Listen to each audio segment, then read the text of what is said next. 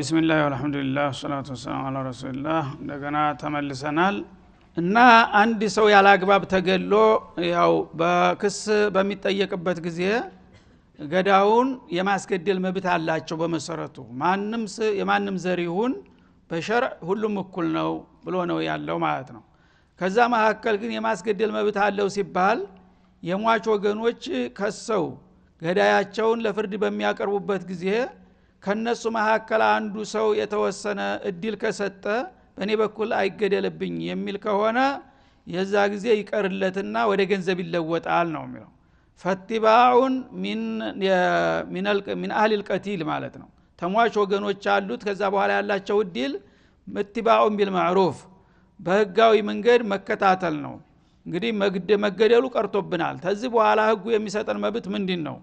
ይሉና ገንዘብ ነው ማስከፈል የምትችሉት ሲባል ያ ሸርዑ የሚፈቅድላቸውን መብታቸውን ይከታተሉ። ግን በመልካም ጸባይ ቀስ አድርገው ሰውየውን ሳያበሳጩና ሳያናድዱት ያው አላህ አንተንም እንድትተርፍ አድርጎሃል አልহামዱሊላህ እኛም ደግሞ ሐቃችንን እንፈልጋለን ያው ብለው ይጠይቁት በጥሩ ቃል ማለት ነው። በመስደብ በማንቋሸሽና በመዝለፍ ከሆነ ግን የዛ ጊዜ ሰውየው እንደገና ሸይጣን ይረክበውና መልሶ ሌላ ችግር እንዳያመጣ ለዘብ ብላችሁ ጠይቁ አለ ማለት ነው። ወአዳኡን ኢለሂ ቢኢህሳን እሱ ደግሞ ገዳው ማለት ነው ወደዛ ወደ ሟቹ ወገኖች የሚፈለግበትን ሂሳብ በመልካም ሁኔታ ማድረስ አለበት። ያው አልহামዱሊላህ ተሞቱ ድኛለሁኝ አሁን እንደምንም ብሎ ተበድሮም ተቀድሞም ቢሆን አሰባስቦ የሚፈለገውን ገንዘብ ለሟች ወገኖች ፈጥኖ መስጠት አለበት እንጂ ተሞት ከዳንኩኝ ነገ ዛሬ ያልኩኝ ደግሞ በማጓተት አሰላጭቼ ገንዘቡን ማስቀርባቸዋለሁ ማለት አይገባውም ማለት ነው። ذلك تخفيف من ربكم ذلك التشريع على المعتدل ይሄ እንግዲህ ሚዛናዊ የሆነው ህግ አላህ Subhanahu Wa Ta'ala ያስቀመጠላችሁ በቂሷስ ረገድ ተጌታችሁ የሆነ ማሻሻያ ነው ይላል ማለት ነው። ወራህማ ጸጋም ነው እና ይሄ ለናንተ እንጂ ታውን ቀደም ለሌላው ኡመም ተሰጥቶ የማያቅ ሰፊ ዲል ነው ይላል ማለት ነው። በይሁዶች ሰውን ከገደለ አማራጭ የለም አፉ የሚባል ነገር የለም መገደል ብቻ ነበር ወደደም ጠላም ማለት ነው በተውራት ህግ። እንደገና በኢንጂል ህግ ደግሞ ማሻሻያ ተብሎ የመጣው በተቃራኒው ነበር ማለት ነው። ማንም ሰው ማንንም ይግደል የሞተ ሰው አንዴ ይሞታል ይሄ ቢገደል ሁለት ሰው ማጣት ነው ይልና ይሄኛው መለቀቅ አለበት አፉ በሉ ነው የሚባሉት ማለት ነው። የሟች ወገኖች አፉ በሉ አፉ ማለት ብቻ ነበር ያለባቸው እንትን ማለት ነው። ኢስላም ግን ሶስቱንም እድል ሰጠ ማለት ነው አስፍቶ እና ማስገደል ፈልጋለሁ ካለ የሟች ቤተሰብ ማስገደል መብታቸው የተጠበቀ ነው።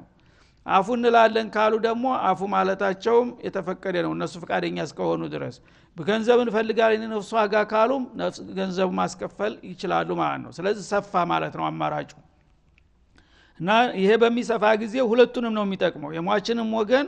የገዳውንም ወገን ማለት ነው። እና አማራጮች አሏቸው። ያኛው ግን ወደድክም ጠላህም ሰው ተሞተብህ ማስገደል አለብህ ነው የሚለው አለከ ማስገደል ብቻ ነው ያለህ እድል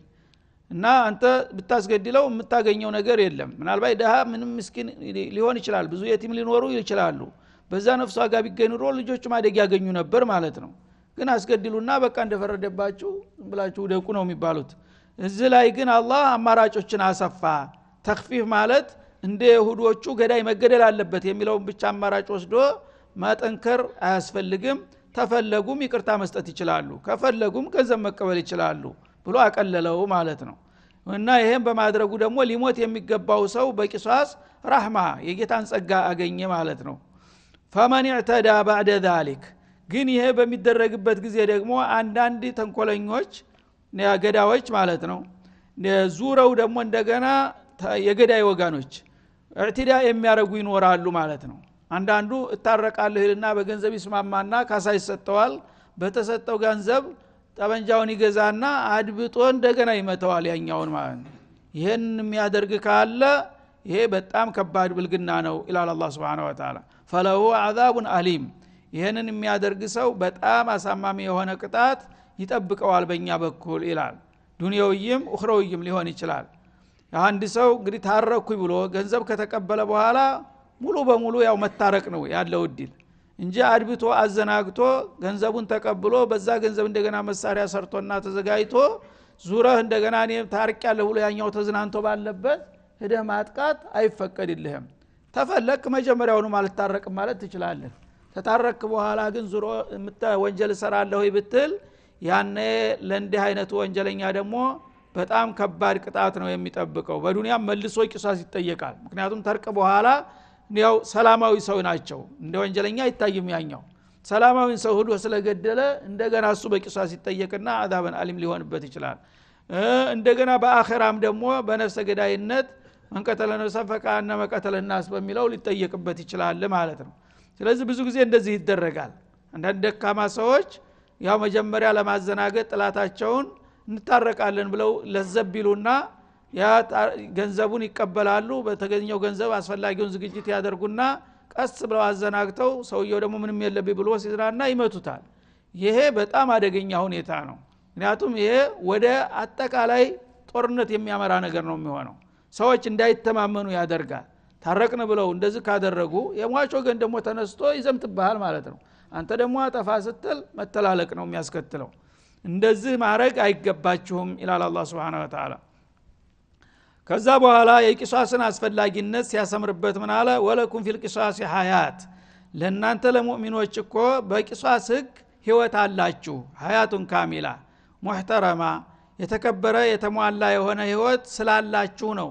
ገዳዎችን ግደሉ በያዘዝኩት ኢላላ አላህ Subhanahu Wa Ta'ala ይሄ በጣም አስገራሚ የሆነ እንደ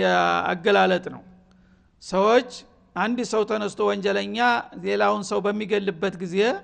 ገዳይ መገደል አለበት የሚል ትእዛዝ ሰጣ አላህ Subhanahu Wa Ta'ala ይሄም ማድረግ ለምንድነው ለናንተ ለሙጅተማዑ ህይወት ለማስከበር አምነ العام እንደሚባለው ማለት ነው አጠቃላይ የህብረተሰቡ ጸጥታ መከበር አለበት ነፍሰ ገዳዮች እየገደሉ ዝም ከተባሉ ምንድነው የሚሆነው ሀገሩ አደጋ ላይ ነው የሚወድቀው ማለት ማን አለብኝልና ወሮበላዎች ዛሬ አንተን ይገላሉ ነገ ሌላውን እያሉ ይጨርሱሃል ማለት ነው ስለዚህ መጀመሪያ ያ ወንጀሉን የፈጸመውን ሰው ይዘህ በአደባባይ በመትቆርጠው ጊዜ ቀጥ ይላል ማለት ነው ይዛ ጊዜ ምን አገኘ ውጤቱ ምን ሆነ ህይወት አልተከበረም የሱ የራሱ ህይወት ጭምር ተከበረ ማለት ነው ሰው ሊገል አስቦ ነበር ተበሳጭቶ ነበር ሊገል አለና ግን ከገደልኩኝ ምን ይሆናል ይላል ነገ እኔ እገደላለሁ ኦሬ ይቅርብኝ እኔ ታልኖርኩኝ ለምን ነው የምገለው ይልና እሱ ራሱ ነው መጀመሪያ የሚዲ ነው ነፍሰ ገዳው ራሱ የመጀመሪያው ተጠቃሚ ይሆናል ማለት ነው መግደሉን ይተዋልና ታልገደለ ሰው አይገደልም ሌሎች ደግሞ ሊገላቸው የፈለጉት ሰዎች ይችን ነገር በማስተዋወሱ ይችን ህግ በማወቁ በሞትም መኖር አልችልም ብገልም መኖር አልችልም ካላ አይገልም ማንም ሰው የሚገለው ጥላቱን ገሎ እሱ ተደስቶ ሊኖር ነው እሱ ተደስቶ መኖር የማይቻል መሆኑን ካወቀ ለምን ብሎ ይገላል ስለዚህ ለእናንተ ህይወት ነው ይላል አላህ Subhanahu Wa Ta'ala አጅብ የሆነ ዒባራ በጃሂልያ ተመሳሳይ ቃል ነበራቸው አልቀትሉ አንፋሊል ቀትል ይሉ ነበር አልቀትሉ አንፋሊል ቀትል መግደልን ያስወግዳል የሚል መርህ ነበራቸው ማለት ነው ያ ግን እንደ እስላም አይደለም እንትኑ የእስላም አልቂሷሱ ነው የሚለው አልቀትሉ የሚለው በባጢልም በሐቅም ሊሆን ይችላል ግድያን ይገታል ነው የሚለው ያኛው ግድያን ይገታል ይገታል ግድያ የተባለ ሁሉ አይገታም ምክንያቱም የመጀመሪያው ግድያ የተገደለው በግፍ ሊሆን ይችላል ወይም ደግሞ ባጠፋው ጥፋት ሊሆን ይችላል ስለዚህ ያን ሁሉ ያካትታል ማለት ነው ይሄኛው ግን ቂሷስ ነው የሚለው ቂሷስ ማለት ተመሳሳይ ነው ዝም ብሎ ግድያ አይደለም በኸጦም የተገደለውን በአግባቡ በእንትንም የተገደለውን ያኛው ዝም ብሎ መግደልን ያቆማል ይላል እንዳውም የባሰ ነው የሚመጣው ማለት ነው በአጋጣሚም ተሳስቶም ተገደለ ሂደህ ግደለው ሊልህ ነው ማለት ነው ስለዚህ እኔ ተሳስቼ ነው የገደልኩት አንተ ለምን አውቀህ ትገለኛለህ ይልና የብሱን ይንራል ይሄኛው ግን ቂሷስ የሚያስከትል በቂሷስ ህግ ነው የሚጠይቅህ ቂሷስ ማለት ሙማቲል መሆን አለበት አውቆ የገደለ አውቆ ይገደላል ተሳስቶ ከሆነ በገንዘብ ይታለፋል ነው የሚልህ ማለት ነው ወይም ደግሞ የኸለል ኑሮበት ከሆነ ጭንቅላቱ ላይ አንድ ችግር ኑሮበት ከሆነ እብዲ ከሆነ አይገደልም ነው ያ ግን ያካትታል ገዳይን ግደል ነው የሚለው ህመምተኛም ቢሆን ልትገለው ነው ማለት ነው ስለዚህ ወለኩም ፊል ቂሳስ እስላማዊ በሆነው በአዲሱ ህግ ገዳይ ተመሳሳይ አቻውን በሚገልበት ጊዜ ዙሮ ይገደላል የሚለው ለዛሂሩ ስታውት ከአንድ ሰው ሁለት ሰው ከማጣት አንድ ሰው ማጣት ይሻላል አይደለም እንዴ አንድ ሰው በአጋጣሚ ገደለ ስለዚህ የኛውን ብንገለው ሁለት ሰው አጣን ማለት ነው ከሙጅተማዑ ሁለት ሰው ከምናጣ ግደለም ይቅር ነው የሚለው ግብዝ ሰው በሱ ስሌት ማለት ነው ላ ሁለት ሰው ይሄ ሁለተኛው ሰው መገደል አለበት ለምን ሁለተኛው ሰው ሲገደል ገዳው ማለት ነው እልባት ያገኘ ተቋጨ ማለት ነው ችግሩ ያኛው ግን ዝም ብላችሁ ተውት ከተባለ ለጊዜው የተው አንድ ሰው አተረፍክ ትላል አሰብ መቶዎችን እንዲገል በር ከፍተነ የተውከው ማለት ነው ይሄ የተተወሰውየ ትናንትና ገለንገድለው ምንም አልሆንኩም እሱንም ያየ ሁሉ እገሌስ ገሎ ምን ሆነ እያለ እየተነሳ መጨፍጨፍ ይሆናል ማለት ነው ያ ከሆነ አንድ ሰው በመግደል ልታቆመው የነበረውን ነገር በአስርና በሺ የሚቆጠሩ ሰዎችን እንዲገደል በር ከፍተተውክ ማለት ነው ያ ስለሆነ መገደል ያለበት ሰው ከተገደለ የግዲይ የመገዳደል ምንጩ ደረቀ ማለት ነው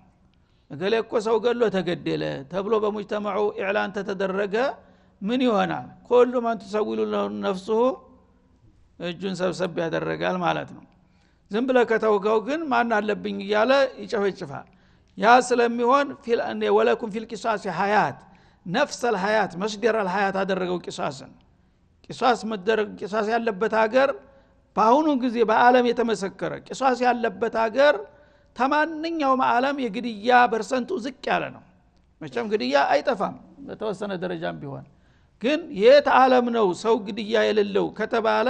ወይም ያነሰው ፐርሰንት ማመለካ ውስጥ ነው ደም ሐሲም የሆነ ህግ ስላለ ማለት ነው ይሄ አላህ እንግዲህ ሚስጥርን ያቃል አላ ያለው ማን خلق ወለጢፉል ኸቢር ገዳ ነፍሰ ገዳዎችን የሚቀጣ በትክክለኛ መቀጫ መገደል ነው ሰው ማንንም ሰው ሰውን የሚገለው ጥላቱን አጥፍቶ ያለ ጥላት ተዝናንቶ በሰላም ሊኖር ነው ላ አንተ መኖር አትችልም ተገደልክ ትገደላለህ ከተባለ ግን ምንም ቢናደድ ራሱን ይገዛል ማለት ነው እኔ ከገደልኩኝ ምን ፋይዳ አለው ይቅርብኝ ቢሻው ብለህ ተተዋለህ የዛ ጊዜ አንተንም መገደል የነበረባቸውንም ሰዎች ሁሉ አዳንካቸው ማለት ነው ግን በገንዘብ ምትቀጣ በስርዓት ምትቀጣ ከሆነ ወሳኝ አይደለም ማለት ነው ምን አለ እኔ 10 አመት ብታሰር መንግስት ይቀልበኛል ምን ችግር አለ ብሎ እንደገና ዘመድ ወዳጅ ጎረቤቶች እየመጡ ልጆችን ያሳድጋሉ ምን ችግር አለ ብሎ ይገለዋል ማለት ነው ምክንያቱም ራዲ አይደለም ወሳኝ አይደለም መቀጫው ማለት ነው ገንዘብም ከሆነ የፈረደበት ብሔረሰብ ገሌ እንደ ችግር አጋጥሟል አዋጡ ይባልና አንድ ቀን ሐፍላ አድርገህ 100 ሺህ አውጥተህ ትሰጣለህ خلاص ነገ 100 ሺህ አውጥተው ያወጡኛል ይልና ነገ ደግሞ ይጨምርልሃል ማለት ነው ነፍስ ግን መተካት የሚችል ሰው አለ እሞታለሁ ካለ ያቃታል ቁርጡን አደብ ይገዛል ማለት ነው እና ወለኩም ፊል ቂሳስ ሐያት ያ ኡሊል አልባብ ያ አስሐብ العقول السليمه ጤናማ አእምሮ በሰላም አእምሮ ያላችሁ ሰዎች እስቲ ልብ በሉ የጌታ ህግና የሰው ሰራሾች ህግ ልዩነቱን እዚህ ላይ እስቲ ቆም ብላችሁ አስተውሉት ይላል አቂል ያሆነ ሰው ሁሉ ይሄ ነገር አስፈላጊ መሆኑን ይስማማል እርግጠኛ ነኝ በአቅላቸው ኸለል ያለባቸው ሰዎች ብቻ ናቸው ይሄን ህግ የሚጣሉት ይላል ማለት ነው በአሁኑ ጊዜ በተቃራኒው ነው የሚገርም ነገር ለወንጀለኞች ነው ሰው ሽንጡን ገትሮ የሚከራከረው ያ ዓለሙ ሙተሐድራ የሚባለው ሰለጠነ የሚባለው ዓለም ሽንጡን ገትሮ ሰብአዊ መብት ይያለ የሚከራከረው ለወንጀለኞች ነው አንድ ሰው በሚሰየፍ ጊዜ እሱ ሰው ገሎ ነው የተሰየፈው ስለገደለው ሰው ምንም አያነሱ ስለ ቂሳስ ስለተደረገበት ሰው ነው እጁ ስለተቆረጠው ሰው ነው የየው የሚሉት የመላእክት የተዘረፈው ሰውስ መብት የለውም ለሱስ ምን ተደረገለት ለምን እነሱ የሚፈልጉት ሁሉ ጊዜ ለነሱ የሚመቻቸውን ነገር ነው ማለት ነው እውነት ለሰዎች የሚጠቅም ነገር አይደለም ቢሆንም ማኑሮ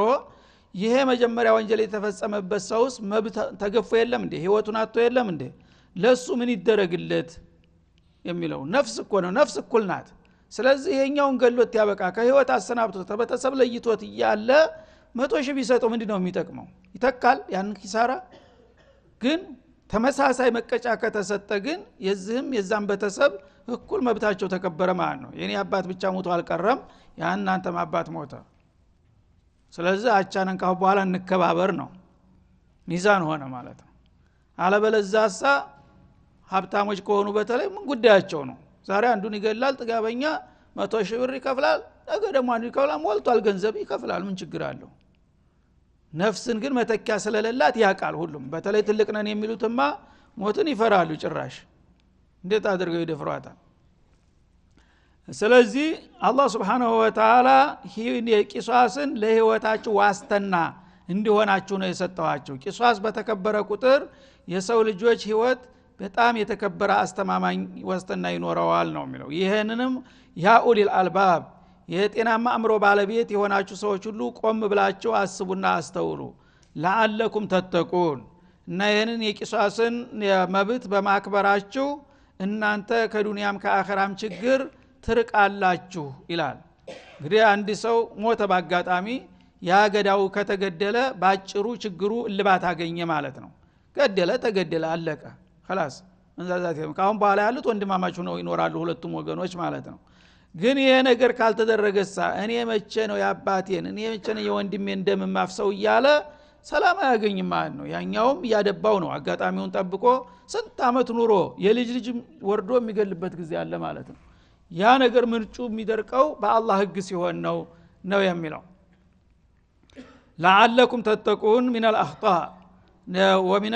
الدساتير الوضعيه እና ሰው ሰራሽና አርላዊ ከሆኑ ህገ ወጥ ነገሮች መቀጫዎች ተዛረቃችሁ በጌታችሁ ፍትህ ብትመሩ ያኔ በዱንያ በአኺራ ከተለያዩ ችግሮች ትድናላችሁና ታመልጣላችሁ ለዚህ ብዬ ነው ይሄን የፈቀድኩና ያዘዝኩት ይላል ማለት ነው ኩቲባ አለይኩም اذا حضر احدكم الموت ከዛ አቅን የቀጥሎ ደግሞ ስለ ወስያ ይገልጽልናል ማለት ነው እንግዲህ ቂሷስ በመሰረቱ ይሄንን ይመስላል በሌላ አያቶች ደግሞ ተመሳሳይና ማብራሪያዎች መጥተዋል ሐዲስን ደግሞ በሰፊው ስለ ቂሷስ አፈጻጸም ብዙ ስርዓቶች መሟላት ያለባቸው ነገሮች አሉ እነዛን ሁሉ ነገሮች አሟልቶ ስርዓቱ ባዘዘው መሰረት ገዳይ መገደል አለበት እስላም ማያወላዳ ቁርጥ አቋም ነው ያለው እዚህ ላይ ማለት ነው ከዛ ቀጥሎ ስለ ወስያ በማንሳት ኩቲባ አለይኩም اذا حضر احدكم الموت አንድ ሰው ደግሞ የሞት ምልክት ያው እንደሚሞት የሚጠቁሙ ምልክቶች በሚቀርበው ጊዜ በእናንተ ላይ ፈርድ ተደረገባችሁ ግዴታ ተደረገባችሁ ይላል በሟቾች ላይ ማለት ነው እንተረከ ኸይረን ያ ሟቹ ሰውዬ እንተረከ ማለን ከثيرን ማለት ነው በርከት ያለ ገንዘብ ትቶ እንደሚሞት ካወቀ አልወሲ ኩቲባ አለይኩም الوصيه ማለት ነው የኩቲባ ናይብ الفاعل الوصيه የሚለው ነው ኩቲባ አለይኩም الوصيه እንተረከ ኸይረን للوالدين እና ለወላጆች ወስያ ማድረግ ግዴታ ተደርጎባችኋል ወልአቅረቢን እንዲሁም ለአቅራቢያ ዘመዶች ቢልማዕሩፊ በህጋዊ መንገድ ሰዎች ባወቁትና በለመዱት መንገድ ይላል ማለት ነው ሐቀን على المتقين ይሄንን ወስያ ለወላጆችና ለአቅራቢያ ዘመዶች ወስያ ማድረግ አላህን በሚፈሩ ሰዎች ላይ ሁሉ ዋጅብ አድርገን ደንግገነዋል ይላል አላህ Subhanahu Wa Ta'ala እና ይሄ አያት አከራካሪ ነው አሁን ባለበት መልኩ ያው ለወላጆችና ለአቅራቢያ ዘመዶች ኑዛዜ ማድረግ አለበት ሟቹ የሚለው እንዴት ለወራሽ ኑዛዜ ይደረጋል የሚል ጥያቄ ያስነሳል ማለት ነው እና ይሄንንና ሌሎችን አያቶችና አሐዲሶችን ለማጣጣም የተለያዩ ክርክሮች ተካሂደዋል በዑለሞች ላይ አሁን ባለበት በቃሉ ሲተረጎም ማንኛውም ሰው ሊሞት በሚቃረብና በሚዳከምበት ጊዜ መሞቴ ነው አልዲንም ማለትን ሲያቅ ምን ማድረግ አለበት ወላጆቹ ካሉ ከንብረቴ ይሄን ያህል ለአባቴ ይሄን ያህል ለእናቴ ስጡልኝ ብሎ መናዘዝ አለበት ማለት ነው እንደገና ወንድሞች እህቶች ለሚስቶች ልጆች ይኖራሉ እንደ ደረጃቸው ለእያንዳንዳቸው ለገሌ ይሄን ያህል ለገሌ ይሄን ያህል ብሎ መናዘዝና ገንዘቡን መመደብ አለበት ነው የሚለው ቃሉም እንደሚያመለክተው ማለት ነው እና ይሄ ሲሆን ግን ቢልማዕሩፍ በስሜታዊ ሆናችሁ የሚገባውን ከልክላችሁ ለማይገባው እንዳትመድቡ ወይም ደግሞ በርከት አድርጎ ሊሰጥ የሚገባውን እንዲያታሳንሱት ሰው ታዛቢ ቢያይና ቢሰማ እሰየው ጥሩ ነው ብሎ የሚያደንቀው በሆነ መልኩ መሆን አለበት ይላል ማለት ነው ይሄንን ማድረጋችሁ በአላህም በመትፈሩ ሰዎች ሁሉ ግዴታ አድርገናል ይላል እና ይሄ ምንድነው አየተል ሚራስ ከመምጣቱ በፊት ነው የሚሉት ብዙዎቹ ዑለማው ጀምሁሩ ዑለማ አየተል ሚራስ አላህ Subhanahu Wa Ta'ala ያው በሱረቱ ኒሳ ላይ በደንብ አብራርቶታል ማለት ነው ያ ከመምጣቱ በፊት አልበቀራ ቀድማ ነው የወረደችው ተዛ በፊት ግዚያዊ መመሪያ ሆኖ ነው ይሄ የመጣው ማለት ነው። እና ተዛ በፊት አንድ ሰው በሚያመውና በሚደክም ጊዜ ንብረቱን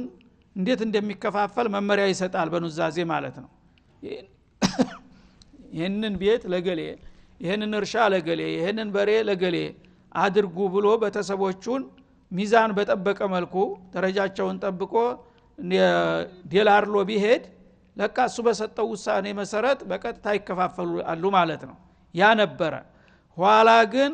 للرجال نصيب مما ترك الوالدان وللنساء نصيب مما ترك الوالدان والأقربون የሚለው አያት መጣ በሱረቱ ኒሳ። ከዛ በኋላ ወለኩም ኒሱ ማ ተረከ እያለ ረብ ያስፋፋው ሄደ ማለት ነው። ያ ከመምጣቱ በፊት ግዚያዊ መመሪያ ነበረ ይሄ ማለት ነው። ይሄ ከሆነ በዛ በሱረቱ ኒሳ አያቶች እነዚህ ይሄ አያት ተሽሯል ወደሚለው ይሄዳሉ ማለት ነው።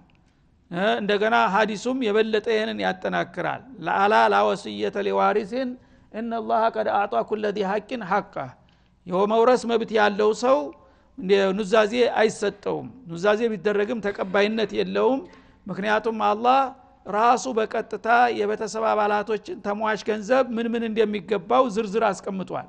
ያ የጌታ መመሪያ ያለ አንተ ጣልቃ ገብተህ ለአባቴ ይሄን ያህል ለእናቴ ይሄን ያህል ማለት አትችልም በሚለው ተሽሯል ማለት ነው። ይሄ አንድ ነው። ሌሎች ዑለሞች ሙሉ በሙሉ ተሽሯል ባንል ጥሩ ነው ይላሉ። ይሄ ነገር እኮ አሁንም ገቢራዊ ሊሆን የሚችልበት መንገድ አለ ይላሉ። ዋሪሶች በሚሆኑ ጊዜ አወን ላወስየተ ሊዋሪሲን ተብሏል። ወላጆች ሆነው ዋሪሾች ታልሆኑስ ውርስም የላቸው ኑዛዜም ከልክላቸዋቸው ዝም ብለው ይውደቁ ለነዛ ነው ይሄ የሚያገለግለው ይላል ማለት ነው። ወራሾች ሆነው ያበቃ እሱ ወራሾች የሆኑት ያው በአያቱ ድርሻቸው ተቀምጦላቸዋል። አሶባም ከሆነ አሶባ ሆኖ አሷበል ፈርድም ከሆኑ አሷበል ፈርድ ሆነው የተመደበላቸውን ድል ይጠቀማሉ። የመውረስ መብት የሌለው ወላጅና ዘመድ ከመጣስ ወላጅ ሆኖ ለመውረስ መብት የሚከለክለው ነገር አለ?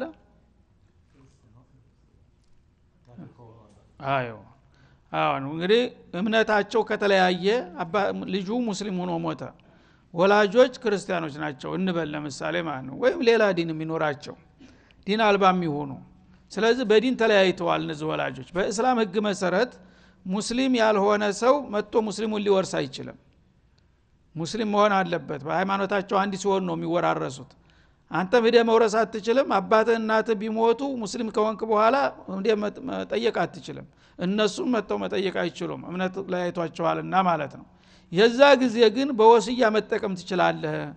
ለአባቴ ያው መውረስ በሸርዑ ስለማይፈቀድለት ይሄን ያህል ስጡልኝ፣ ለእናቴ ይሄን ያህል ስጡልኝ፣ ለወንድሜ ይሄን ያህል ስጡልኝ ካልክ ይህ ተቀባይነት አለው ማለት ነው። ምክንያቱም ዝምድናቸው አይሰረዝም፣ ዘመድ ናቸው።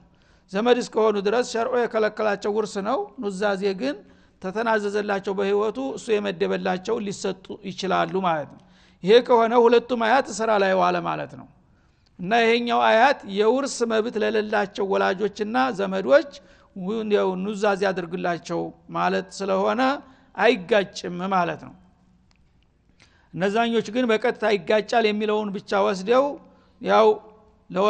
የመውረስ መብት ያለው ሰው ሁልጊዜም ቢሆን ወስያ ያስፈልገውም የሚለውን ያጠናክራሉ።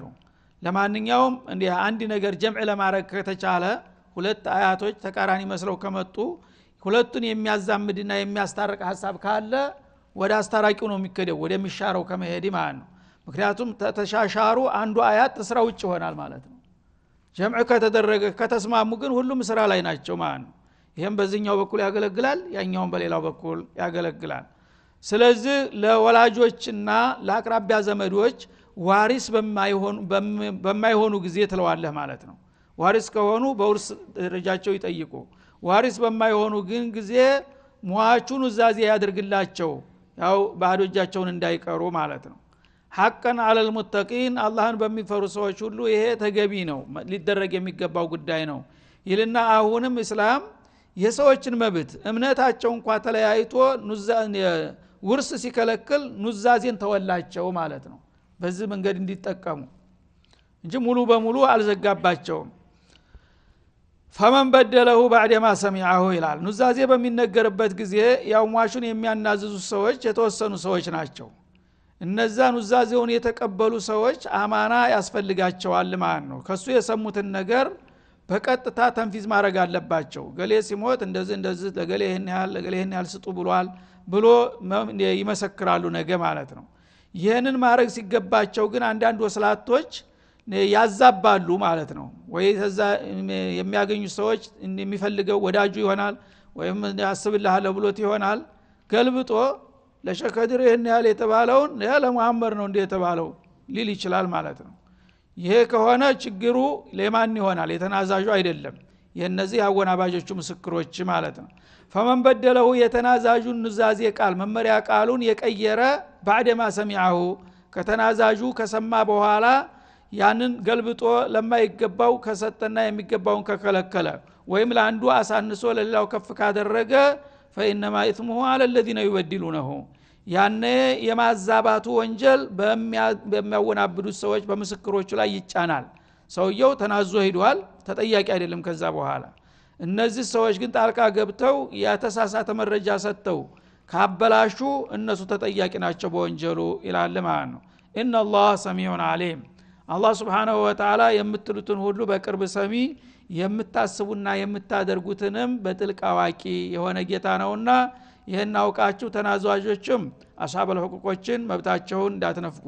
ምስክሮችም ደግሞ የሰማችሁትን በትክክል መመስከር አለባችሁ ማንኛውም ወገን ከዚህ ዝንፍ ቢልና ሊያወናብድ ቢሞክር ግን እኔ በቅርብ የምትሉትን ሰማለሁ የምታደርጉትን አውቃለሁ ጠንቀቅ በሉ ይላል ማለት ነው هذا وصلى الله وسلم على النبي وعلى اله وصحبه